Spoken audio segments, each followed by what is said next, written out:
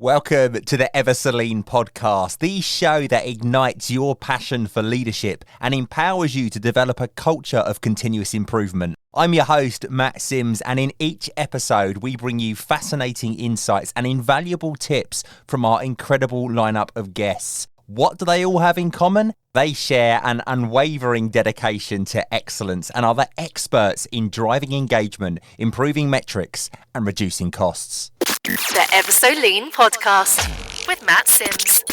You know it makes sense.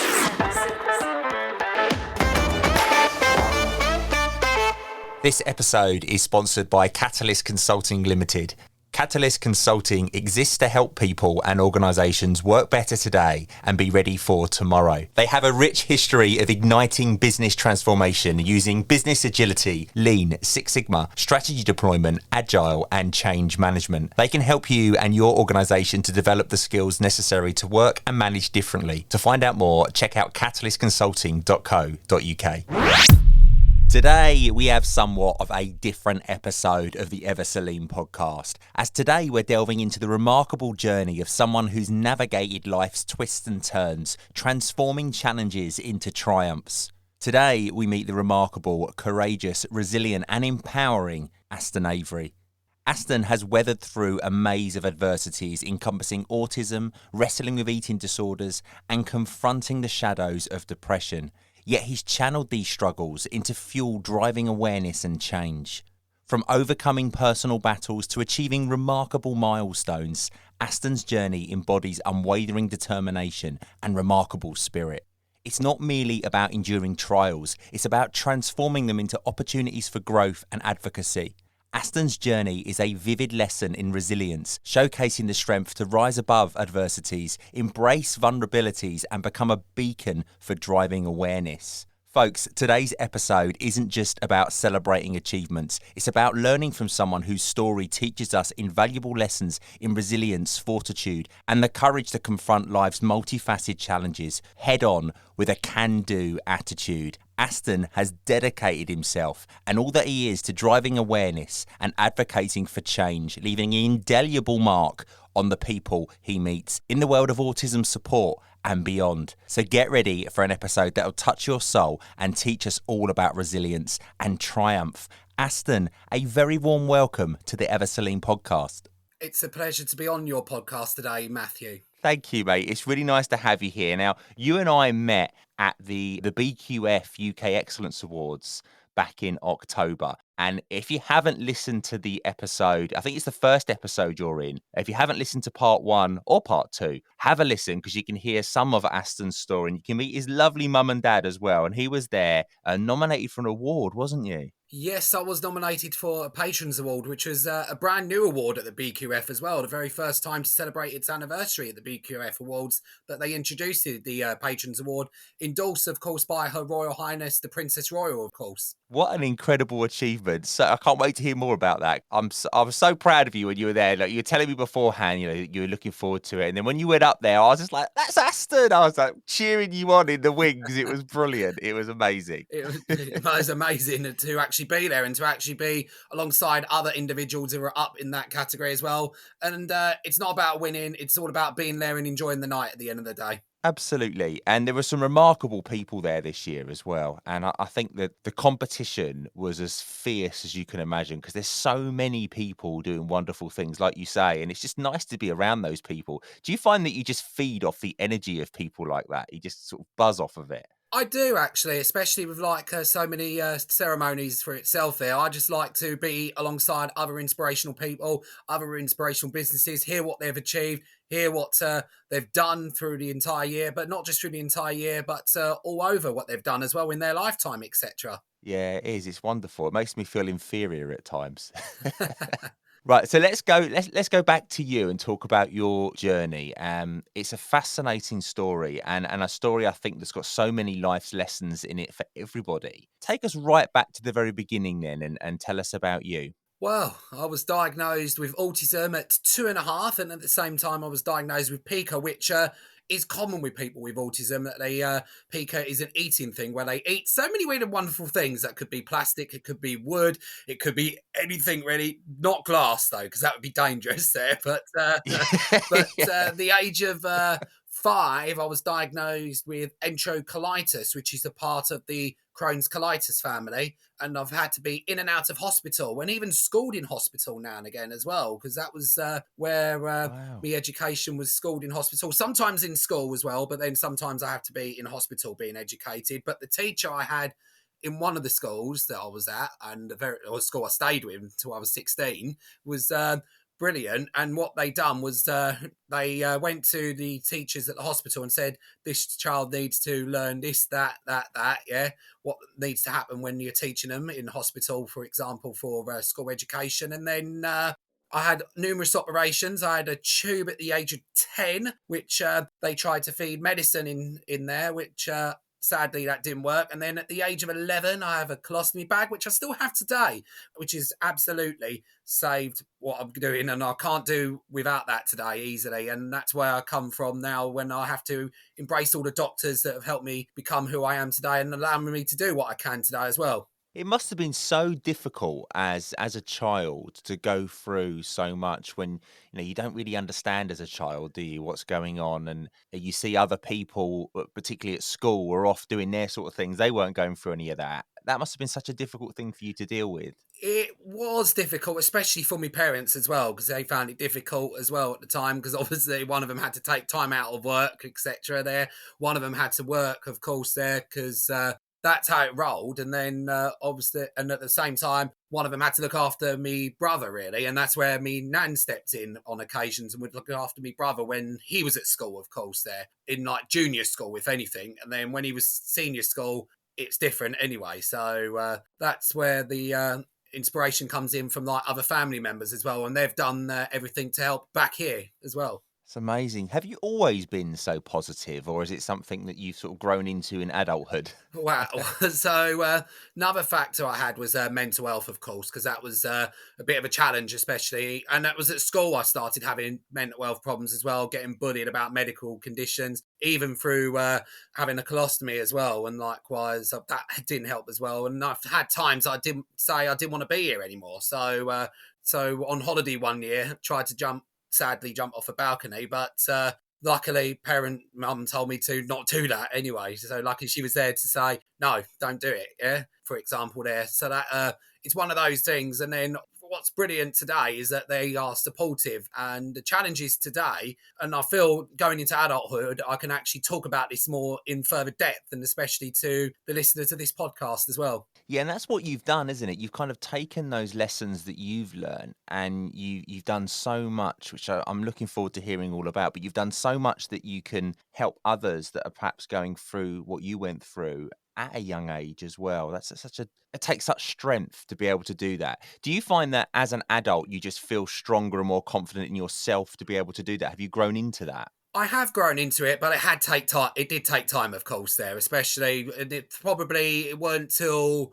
lockdown 2020 when I started to embrace the colostomy bag, because I was like trying to hide it, because at the same time I wasn't that confident to talk about it. But now, during the lockdown that we had in 2020, and when we was thanking all the nurses and that's when I had the confidence to say, look, this is what I am, this is what I've got. And then there we go. And especially mental health, I still obviously speak up about that today to everyone, to say if there's someone out there, speak to them, example. And then autism, I still raise acceptance for that as well. Yeah, tell us about that, because you do some wonderful things in the world of raising awareness for autism. And I think over the last couple of years, for example, when I was a child, it wasn't really recognised, and lots of things when I was at school weren't diagnosed and they went unrecognised. And you were just seen as a child that wasn't developing as quickly as others, or you weren't learning like everyone else was.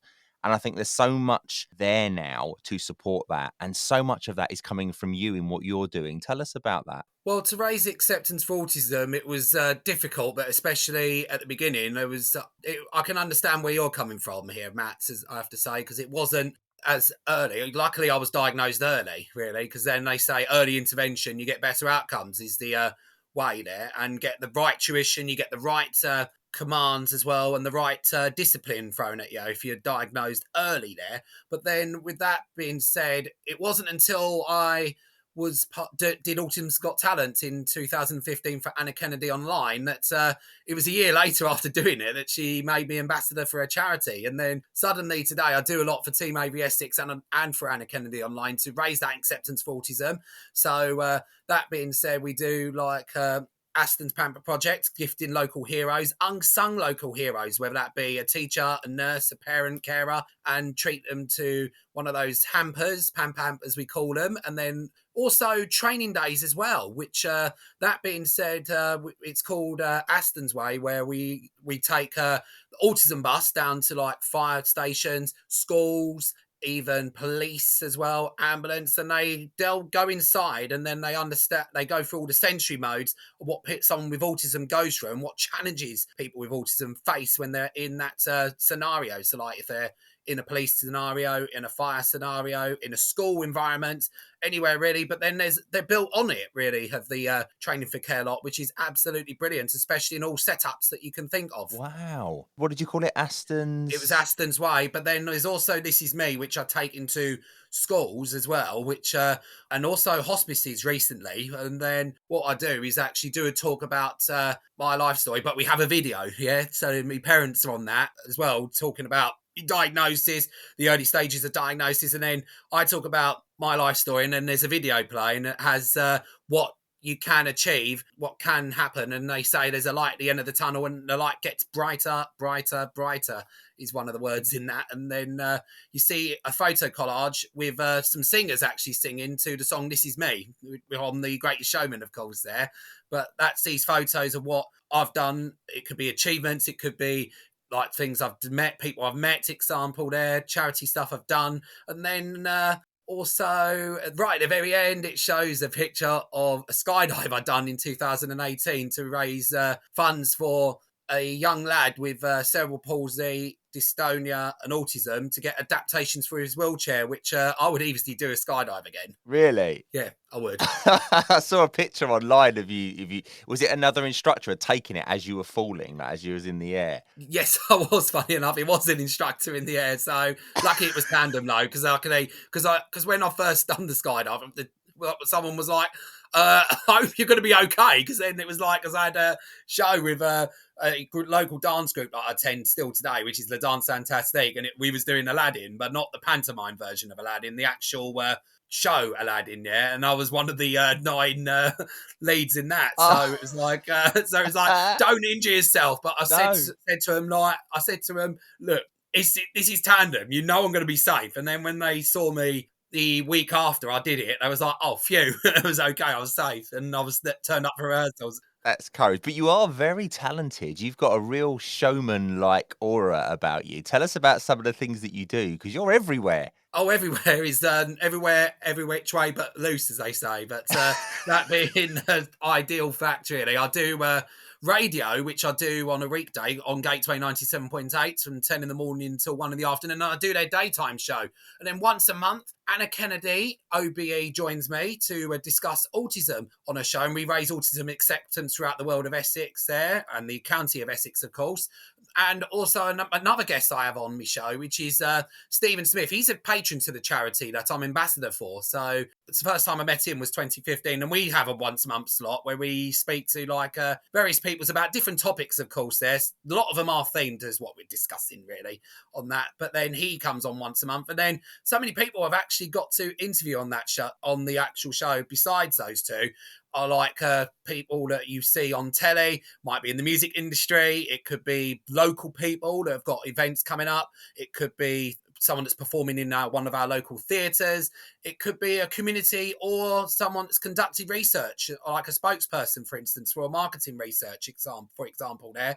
But then I do love to be on stage, as they say. So that's where I'll do La Danse Fantastique. And quite recently, I've taken exams through them as well, like drama, modern exams, which pass them now. And then now obviously working towards next exams through drama and modern eventually down the line. There'll be other exams down the line as well. Done shows with Le Dance Fantastic and even Pineapple Performing Arts as well, because I had a scholarship through them through Anna Kennedy Online, and they're based in Covent Garden, London, and I've done shows for them, but mostly they were on Sundays. But since lockdown, it's been hit and miss, really, about the course I normally do with the Pineapple lot. But it's a shame, but obviously, sad thing is, it's one of those things that it can't run forever, of course, there. So that being said, if I was to do performing, my bucket list would be performing a pantomime, but close to home, of course. Yes. Do you know what? It's really funny you should say that. I was in town yesterday with my wife and kids, and there's all the pantomime advertisements are up on the wall. And I said to my wife, I'd love to do a pantomime.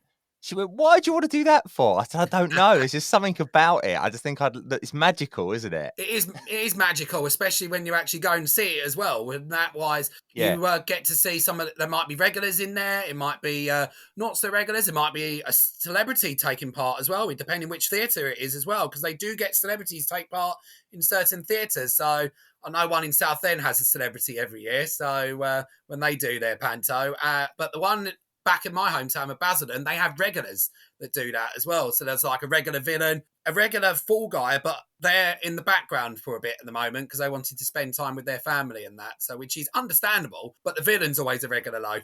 It's good. It's really good fun.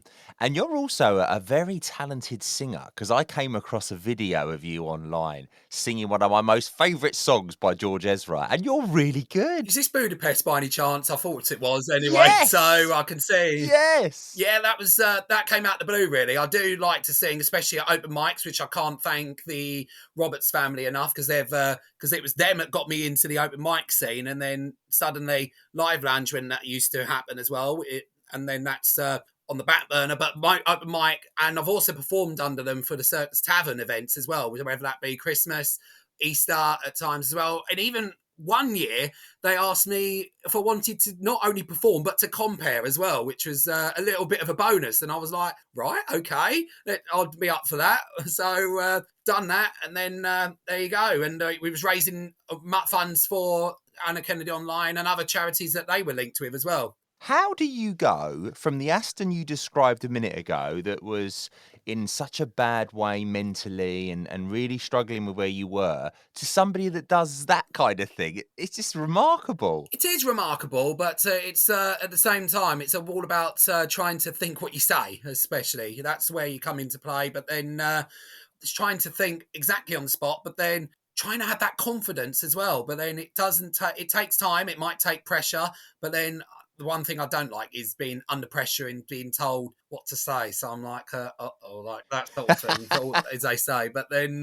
when I'm not under pressure and it's not in front of me, then I'm like, okay, yeah, if you know what I mean. Anyway, That's that creative side of you, isn't it? Because you like to create and carve your own sort of script and path rather than being told. Would you not like an auto cue if there's an auto cue for you to read? depends what it is anyway. So that it all depends what it is at the end of the day. So if it's like speaking to public with regards to autism acceptance, like with the This Is Me stuff that I do through Team Avery Essex, then that's not a problem.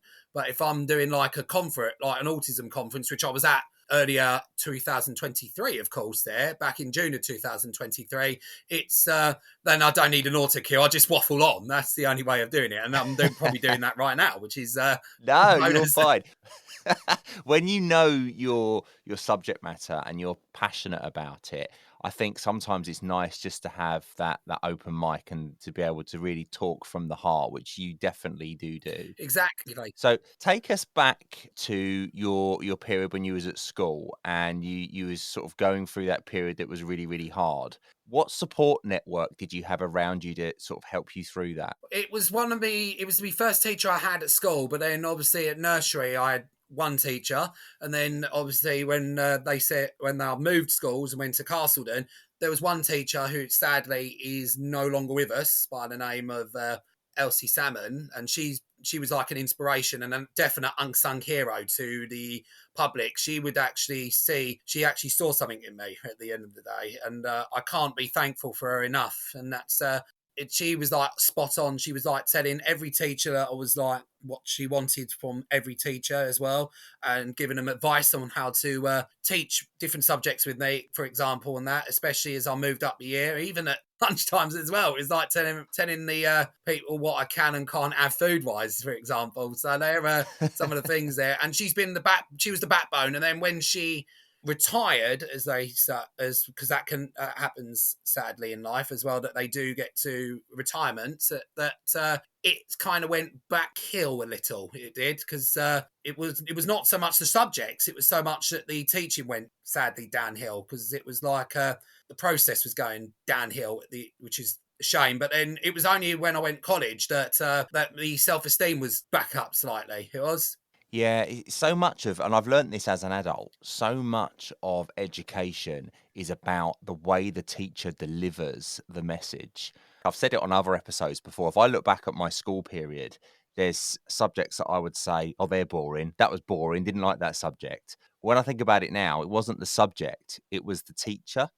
And if the teacher's not able to connect and inspire you, it can really sort of switch you off in terms of learning. Is that similar to what you're describing there? It is. It's similar, but if they don't have the right tuition, it's sadly going to affect them, especially at child age. And then when you get to college, it's like you're being taught like an adult here. You can say the teacher's first name, for example. There, that's the sort of thing, anyway. Yeah. So they allow that. But then that was when obviously did the life skills course, which is essential skills, which is now known as Pathways over at Civic College in Basildon, and then suddenly done that for 3 years, and then went into BTEC Performing Arts course for 3 years. Did 1 year at level 2 course, and then 2 year level 3, which one of the teachers from that said I was capable to go to university to do it, but then I chose not to, because that was not for me. Anyway, at the end of the day, I wanted to stay with the family, stay and see family, for example, there, because it was not, if it was been commuting, that would have been a big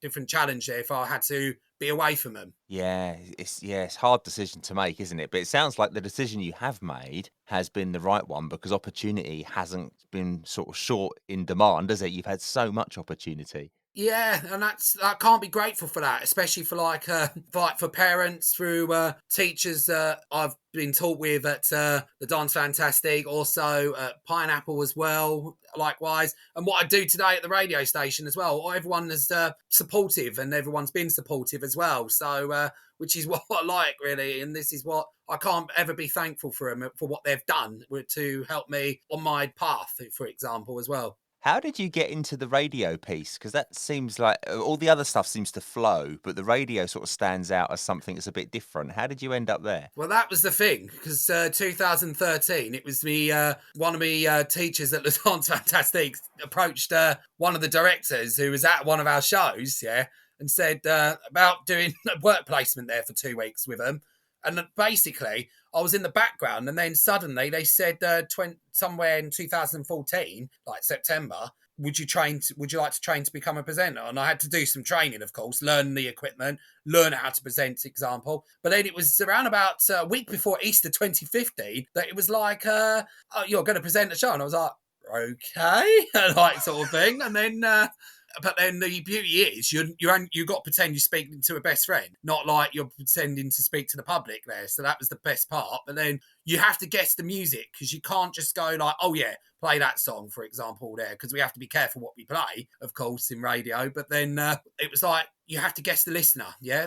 But the first couple of shows, it was all like just music and chat, and then from about third or fourth show in, they gave me a guest. Lucky it was a local one. It was one that at the time, yeah, it was, and they were extremely local as well, because they were a street pastor, and that was comfortable for me to actually speak to them as well, and they would ease me into that guest side progress as well to actually speak to them. Oh, that's brilliant. It sounds like you've had loads of support there. That's amazing. It is amazing, really, because you wouldn't be thankful enough to have so many people. But then what we do have as well is obviously, like, so we get guests that, as I said, that come from might be a celebrity, it might be marketing people, it could be like community groups. It could be like someone that's performing in the theatre. So it's amazing who we speak to today, especially in regards to what we're going to be chatting on air, for example, as well, not just play music. Yeah, it's good fun. But you are a very talented individual, as I said before. You've got so many wonderful skills, and I'm so in awe of you, Aston. I just wish I had some of your talent.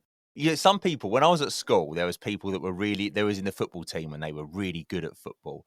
And then there was other people that were really good at art. And then there was other people that were really good in drama and they could sing and dance. I never quite found what my skill was. Wow. I didn't know. I just sort of, you know what I mean? I was like an in-betweener. I didn't know what my ability was.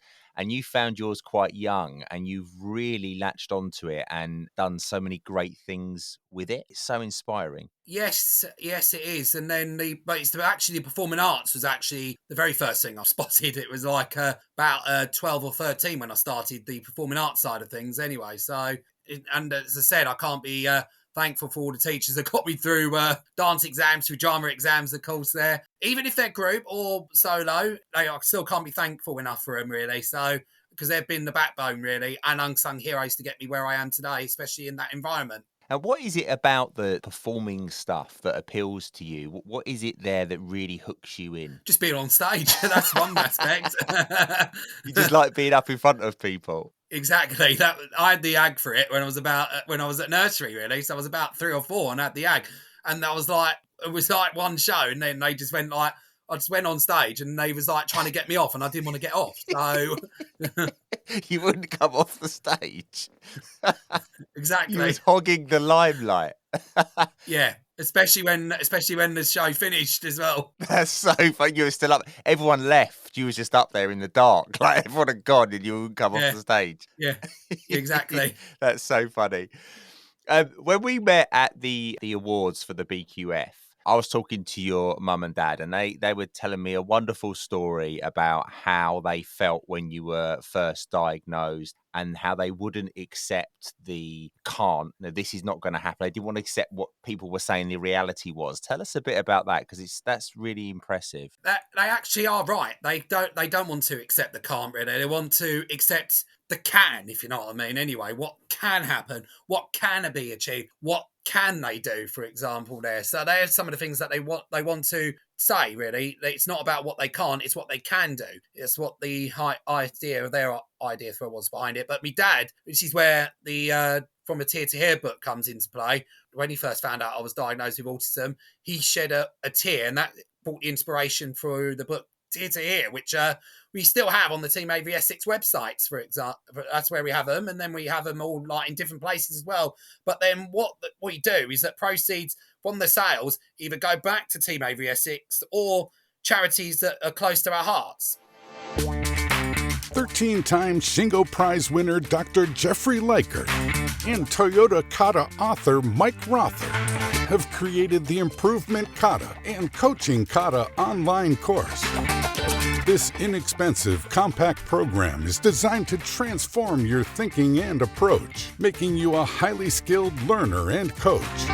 Engage in deliberate practice to turbocharge your progress. You also get lifetime access to the materials, including all of the bonus interviews. Why pay up to 10 times the price elsewhere, listening to some consultant, when you can gain direct insights from the masters themselves? Skip the rest and go with the best. Join us today and embark on your journey to excellence. Just click on the link below to start your journey. With 30 years of experience in certifying a range of improvement techniques, BQF is the standard you can trust in an ever-expanding market of qualifications. To gain a BQF certification, you need to demonstrate more than knowledge. You need to prove that you've been there, done it, and have learned from your mistakes. A BQF certification guarantees professionals who can walk the walk. Once certified by BQF, you are listed on their certification register, where you can annually update your status to prove that you're still practicing your skills. BQF certifications come in 4 levels: Associate Practitioner, practitioner, advanced practitioner, and master practitioner, giving opportunity to grow and develop in each of these areas. Head to bqf.org.uk today to find out more about certifications in change management, customer experience, Lean Six Sigma, living your values, mental health and well-being, personal development, and program and project management. So, Tear to Hear, this is a book that you wrote or they wrote? It's me mum that wrote it, but then I done the pictures inside it as well. So it was me Amazing. mum wrote it. She wrote it, but then she completed it in lockdown 2020. She published it, but not as like an official publisher, but like a independent publisher. And it was like 2021. It published. So Wow, and what's the book about?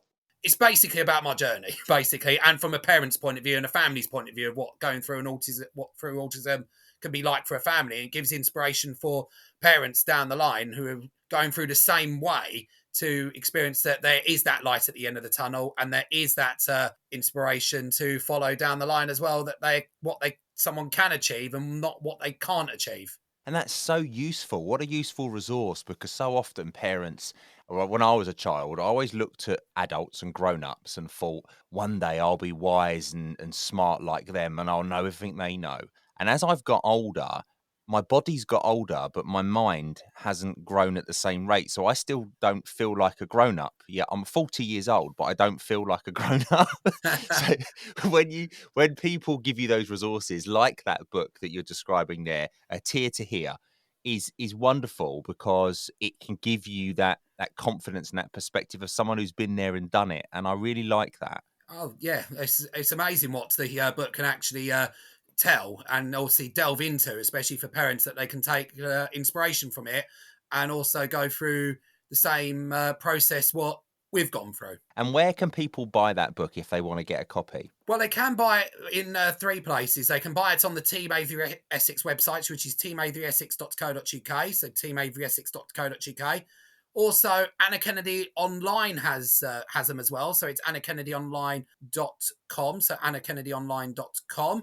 And the local dance school, which I'm at as well, the Dance Fantastique, they have them as well. So they're the 3 places that they can get them from.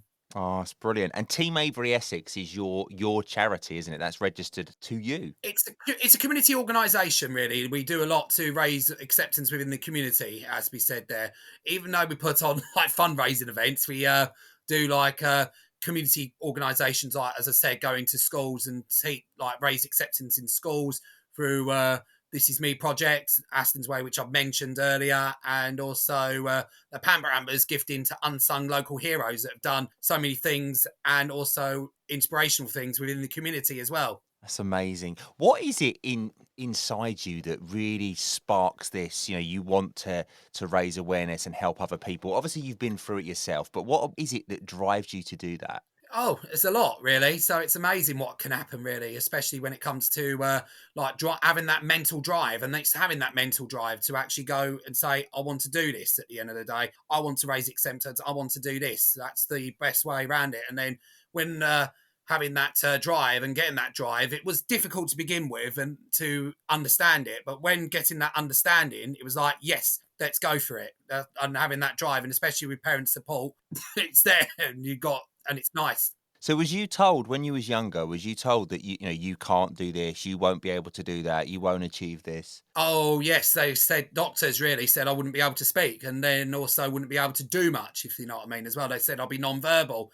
And they said, sadly, that someone that was in nursery with me, they would be verbal, but sadly, unfortunately, it went the other way. So, and I have to say it's sadly one of those things that can happen, really. And doctors sometimes, yes, they do a lot. They understand what they're saying, but understandably, they can sometimes get things wrong, unfortunately, because but at the end of the day, they're doing their job, so they have to do their job at the end of the day. Your parents in particular didn't give up hope. They were like, I'm not going to accept that. We are going to do everything we can to make that different. Exactly. And that's what they want to do, is make that difference within the community.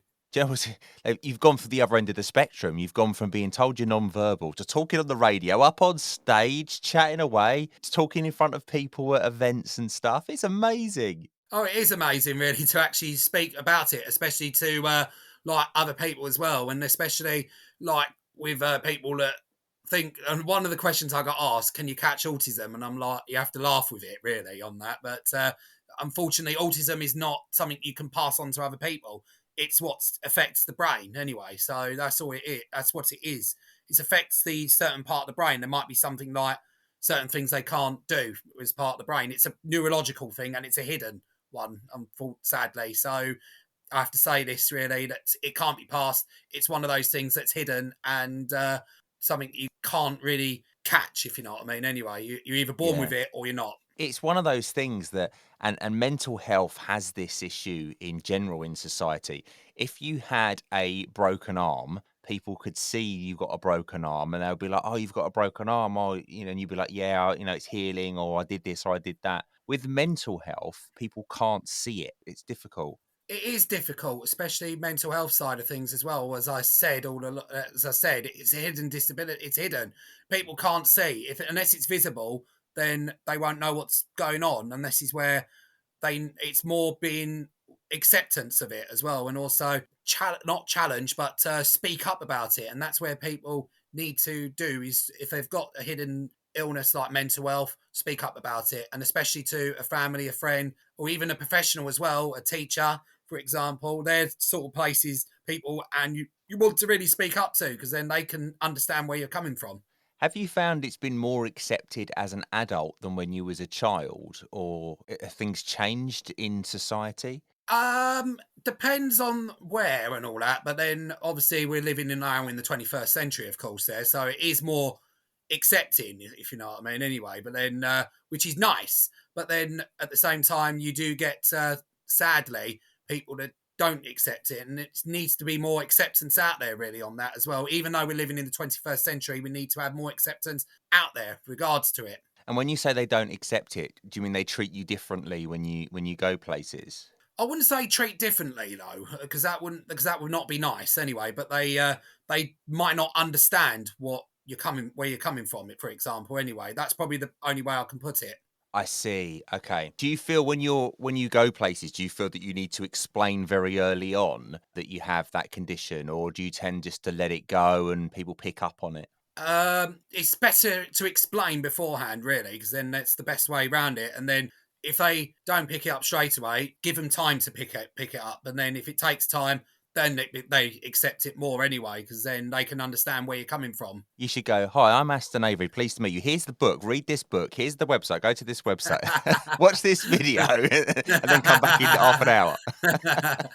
Exactly. That's what funny enough, I'd never had that at the time in most places, but then now I do have those in place that they can go like, oh yeah, that will help anyway. So there you go.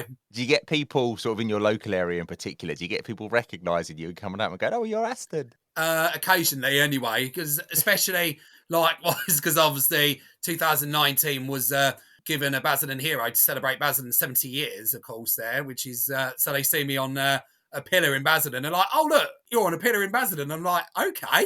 And then obviously What's that? yeah, Tell us about that. What's that then? but well, what happened was, like, as I said, Basildon was celebrating 70 years back in 2019, and they was recognising so many people that do so many things within the Basildon borough, of course, there, whether that be like local heroes, local people, and all what they've done as well, community groups, organisations, for example, there. And obviously that when a couple of people put me forward for that, I was like, okay. And then when they said, "Oh, you're Basildon," I was like, "What?" I didn't expect that anyway. So my face is on a pillar in Basildon Town Centre, funny enough, in the Eastgate Shopping Centre as part of that. So they're like, "Oh yeah, look who's on there." But then the other thing as well was appearing on TV's Pointless back in 2021, and that was my idea because I was thinking about getting my mum and my brother, and they were like, no. And then my dad went along for the ride, and he really enjoyed it that day, did my dad anyway, to actually go on to the telly. But it was a challenge for him because he doesn't like speaking in public, of course. Ah, how did you get on? We didn't win one episode because we got knocked out in the first round. But then the second episode, we ended up getting all the way. So, and then Wow. winning on that one.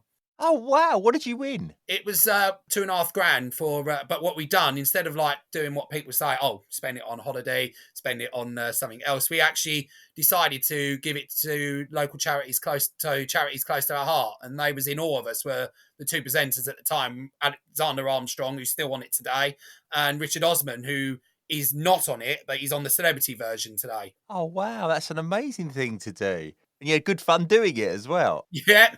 But the Pointless Trophy, don't be misled, but don't be perceived, because you might think it's big.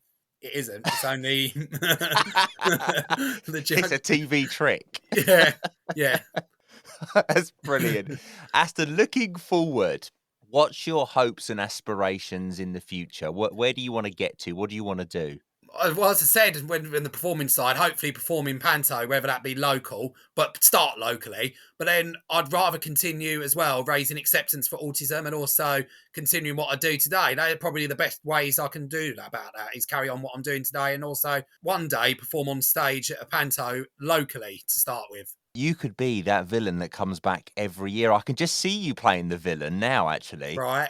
I have to say, we'll meet again, Mr. Bond. Like that sort of thing. Yes, you could do it. You'd be really good at it. I think you'd be brilliant in panto. Really good. Look, I'll do you a deal. If I ever get to do panto, I'll chuck your name in the hat. If you ever get to do panto, you got to chuck my name in the hat. That should be a deal. I have to do an air shake hand. Yeah, well, an air shake hands on that. That's a really good deal. I think it'd be really good fun. It's so funny though. Like lots of parents take their kids to the panto and they make out that they're taking the kids to the panto. The kids want to go. I reckon secretly a lot of these parents, they want to go and see it themselves, because I do. Yeah, obviously I do. I've seen pantos and I was like, okay, what happens if I was doing it? Although the only thing I did do was do a panto for the local dance group, the Dance Fantastic, and they got me to dress as an ugly stepsister for it, which is a one-off anyway, luckily. But at the end of the day, it was nice to actually have that challenge to perform in drag anyway. So it was different. Brilliant. Aston, there was something I wanted to ask you about coping mechanisms. Throughout your life, obviously, you face lots of challenges and you need to overcome lots of hurdles. What's been your personal coping mechanisms to deal with that and to support yourself in those examples or in those times where it's been really difficult? Right. Okay. So the coping mechanism obviously is having that support. That's the best way I can say about that, is having that correct support. But then if I feel like I'm getting what they call agitated or anything like that, what I do is shut myself away, and then I don't come back down when I'm like okay, if you know what I mean. So there are times I do shut myself away. So you're aware that you're sort of starting to get into that space and you remove yourself from the situation. Yeah, like conversations. If there's too many people talking at once, then it's like finding so many what to join into. And if I don't feel comfortable, I'll just walk away from it. So at the awards for the BQF, when that was obviously there's hundreds and hundreds of people there, did you find that situation a bit of a challenge? No, because I could even chat to me parents, even if they weren't, because they was there as well. So it was nice to actually have people there that were supporting, and everyone supports each other at the end of the day.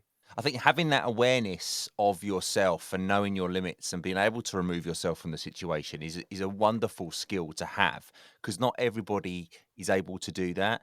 Some people sort of they don't know the signs and they don't know what's happening, and they sort of stay in that situation and it boils over. Yeah, correct. And I have to say as well, obviously, other alongside, not just being at BQF, of course, there, I've had, obviously, as you probably know, I've had so many awards down the line as well. So, like Pride of Essex in 2012, National Diversity 2016, of course, there, which was a big highlight. And then quite recently, the Anna Kennedy Online done an Autism Hero Awards, and they named me one of their charity supporters of the year quite recently. So it was nice to be recognised through them. But that was one I didn't expect, really. BQF I didn't expect at all to be shortlisted for that. And I think at the end of the day, I can't be thankful for people that are out there supporting and raising acceptance at the end of the day. That's how I see it. And even parents as well, and family and friends that are even out there. Have you got a trophy cabinet? I bet you got your own trophy cabinet. I wish, but no, it's not wide enough yet. You put your little pointless trophy in there. No, I've kept that in its box for a reason anyway. So So, what would be your advice to others at the moment? Maybe parents, or maybe even individuals that are going through some difficult challenges in their life at the moment. It could be to do with learning difficulties. It could be just anything in their life. What would be your advice to them to help them through that? Well, parents, I'd say if you know something is not right, get that diagnosis early, because I think get that diagnosis early. So, for instance, like a child, if you see something not right, try and get that diagnosis early. Because it was my late granddad that spotted my diagnosis, and he was like, and sadly he's no longer with us. Of course, there one like me mum, used to be mum's dad. I'm referring to here, and he spotted I had autism straight away. And then the doctors, it took time, of course, there, because they have to go through all the research. But get that diagnosis early, and especially for parents, don't give up, persevere, and also teach them rights and wrongs as well, because that's another factor as well. If they don't know the rights and wrongs, they're not going to learn. You can find something you're interested in, whether that be a hobby, something you like to do, like an activity, for example, or even talk about a subject that you like talking about as well. That can also be the comfort zone. But if you're not comfortable in being in a challenging environment, then try and find a quiet zone, of course, there to try and calm down, for example, there, or make yourself relax, is what they say as well. And try and encourage them to do a lot as well, whether that be an activity or something they're really interested in as well. So get behind them and support them with what they like to do as well. Great advice. Thank you, Aston. Right, we are going to play a little game. And I'm going to try and catch you out. How do you fancy playing the yes-no game? Let's go for it. Good answer. So basically, this game is a game that I play with all my guests, and it's basically a chance for me to humiliate you in front of everybody who's listening. And I'm going to ask you lots of questions with a bit of music in the background that adds some pressure. Right. And you can say anything you like, but you can't answer yes or no. It's how many seconds I can do it in. Okay. Yes, the challenge is to beat 60 seconds. That's where you got to try and get to. Okay. Now, I've got 3 cards in front of me, and each of those cards has a different subject matter. Do you want card number 1, card number 2, or card number 3? 2. Card number 2 is radio. This is up your streets. Radio. So I'm going to hit the music, and then I'm going to try and catch you out. And I'm going to do everything I can to make you say yes or no. If you hear the gong, that means that you're out. Okay. That means you said yes, no, or a variance of yes and no. Okay. Right, Aston, your 60 seconds is loaded. It's all about radio. Do not answer yes or no. Has digital radio, DAB, become more prevalent than analog radio in many regions? It has. Have streaming services like Spotify and Apple Music affected traditional radio listenership? It has. Has there been an increase in community or not-for-profit radio stations focusing on local issues and grassroots movements? Depends what you're saying. Are you on local radio? I am. Do you like it? I do. Is it like the best thing you do ever? It is. What technological advancements have significantly enhanced the overall listening experience for radio listeners? Well, speaking to people. Yeah, it's all about talking to people, isn't it? It is. Do you like talking to people? I do.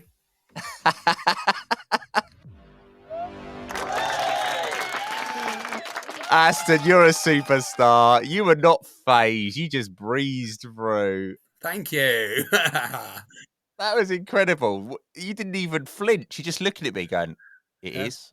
I think so. Exactly. No challenge at all. I reckon you could have done 2 minutes. Probably. Well done. There you go. There's a little. That's a little game you can play on your radio show. I'll give you a little tip there. Yeah. Do you remember? I don't know if you remember. Like back in the I think it was the 90s. There used to be a Des O'Connor. Do you remember Des O'Connor, the presenter? Take the pick, wasn't it? Yeah. Yes, do you remember that? Was brilliant. Open the box. Yeah. I remember that was program. brilliant. The 90s game shows were the best, weren't they? Yeah, they were. That was the decade I was born in, so that was helpful. Oh, they're brilliant. I just love it. I remember on a Saturday night when I was a child, it used to be a really good, like, Saturday night was the best night of the week for TV. You had Blind Date with Cilla Yeah, Black. You had Take Your Pick. You had Gladiators, like the yeah, original Gladiators. exactly. That was amazing. Brilliant.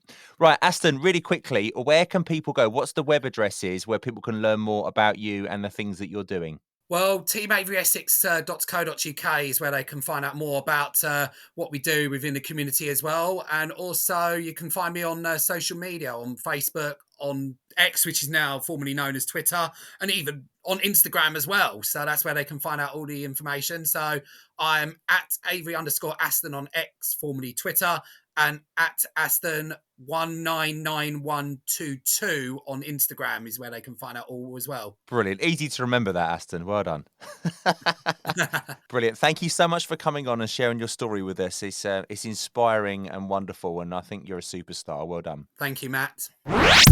Some key takeaways from today's discussion with Aston. Aston's journey really does epitomise resilience, advocacy, and purpose-driven dedication. His ability to confront adversities, advocate for autism awareness, and pursue his passions for performing arts offers valuable insights applicable to both life and business. In life, Aston's resilience serves as a lesson in facing challenges with fortitude, embracing setbacks, much like Aston did with his health issues and societal misconceptions, teaches us to navigate unexpected hurdles with determination and persistence. In the business world, encountering setbacks or market fluctuations is common. Embracing resilience enables adapting to change, driving progress, and achieving long-term success. Aston's dedication to autism awareness emphasises the vital importance of diversity, equality, and inclusion in society. His advocacy not only drives positive societal change, but also underscores the need for stronger community bonds through understanding and acceptance. In the business realm, supporting DEI initiatives goes beyond ethical responsibility. It bolsters brand reputation, cultivates customer loyalty, and nurtures robust employee engagement. Embracing diversity isn't a mere obligation. It's about valuing individual perspectives, creating an inclusive environment, and leveraging varied talents for innovation and market relevance. Prioritising DEI isn't just ethical, it's the strategic move that propels organisations towards long-term success whilst making a meaningful impact on society. Aston's passion for performing arts and dedication to autism awareness exemplify the importance of pursuing passions with purpose. It underscores the lessons that aligning personal or organisation goals with a clear purpose leads to more fulfilling life and a more impactful business strategy. Furthermore, Aston's effective communication and storytelling skills showcase the power of honest, relatable narratives. These skills foster understanding and connections among individuals in personal and professional settings alike. Mastering the art of storytelling in business builds emotional connections with customers and with stakeholders, driving engagement and loyalty. His entrepreneurial mindset and adaptability teach us to transform setbacks into opportunities for growth. Embracing an entrepreneurial mindset in life fuels innovation and resilience, just as it does in business, where it enables organizations to pivot, innovate, be agile, and thrive in dynamic market conditions. Additionally, Aston's commitment to donating prize money to charities highlights the value of giving back. This gesture not only makes a positive impact, but also strengthens leadership values. In business, incorporating social responsibility initiatives fosters a positive brand image and enhances employee morale and engagement. It can really help your organisation to connect with the community around you. Finally, Aston's journey emphasises the importance of continuous learning and the ability to adapt and overcome. Embracing lifelong learning in both personal and professional spheres foster growth, innovation, and resilience, creating a competitive edge in business while enriching life experiences. That brings us to an end of this episode of the Ever Celine podcast. Thanks to Aston for joining us today and inspiring us with his life story and the wonderful things that he's doing and bringing some humour and excitement to the show as well. Absolutely brilliant. If you like the sound of today's show and would like to hear more, please subscribe and follow the Ever Celine podcast on your favourite platform or at www.everceline.com, where you'll also find episodes that you might have missed and learn more about the services that are available. If you can, please take a moment to like and review the podcast on the platform that you listened on. I'll be extremely grateful, and your review really does mean so much. If you're on the socials, check out Ever Celine Podcast. It's the place to be. Thanks so much, and I'll see you on the next episode. And don't forget, Ever Celine. You know it makes sense. The Ever Celine podcast is researched, produced, and recorded by Matt Sims. Visit everceline.com to find out more.